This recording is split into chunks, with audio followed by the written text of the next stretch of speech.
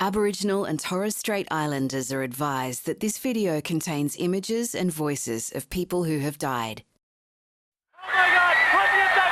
A sporting moment that lives large in Australia's history. Coach Laurie Lawrence going wild in the stadium as Duncan Armstrong surges to take gold at the 1988 Seoul Olympics.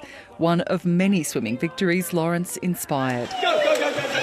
The Gold Coast resident has now been made an Officer of the Order of Australia.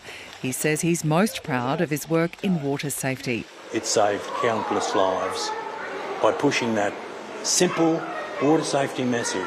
The parents of murdered Queensland woman Hannah Clark have also been recognised for their tireless efforts raising awareness of domestic violence.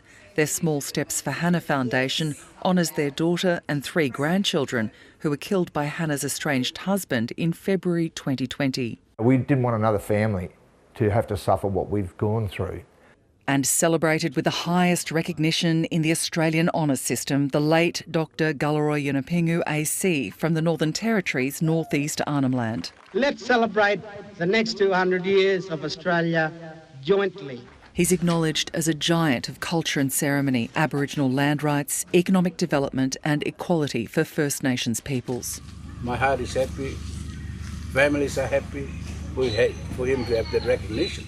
And in Tasmania, former politician Peg Putt AM, who famously protested the shrinking of state parliament in 1998, was honoured for her services to parliament and conservation. We can't go on just thinking that the environment is expendable. It's actually the thing we rely on to live. Turning old phones into new material at the world's first e-waste microfactory, Professor Veena Sahatwala AO, honoured for revolutionising recycling. We like to see waste as a resource, and if it's meant to be a resource, then it should be all about putting it into remanufacturing and making new products. For services to the Jewish community, Cian Meltzer OAM has been honoured for his work combating anti-Semitism through educational programs at Melbourne's Holocaust Museum and the establishment of Australia's only Jewish radio station. It's nice to be thanked, but it's not important. We do what we can to help those that are in need.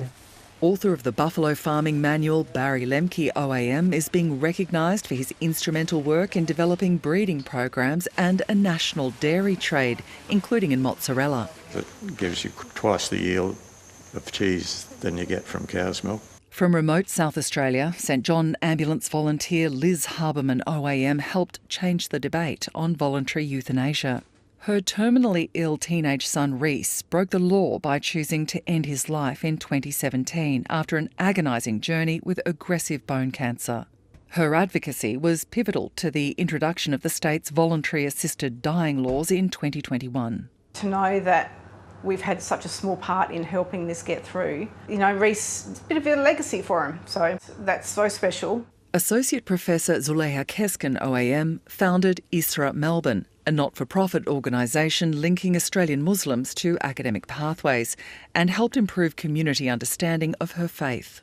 I was very much involved in interfaith work and being part of some of the very first mosque open days that took place. We're talking about there in the early 2000s. And one small step. But Apollo 11 moon landing was the highlight of my career. Mike Din OAM celebrated for services to deep space tracking and exploration, including the live streaming of these images in 1969. Laetitia Lemke, ABC News.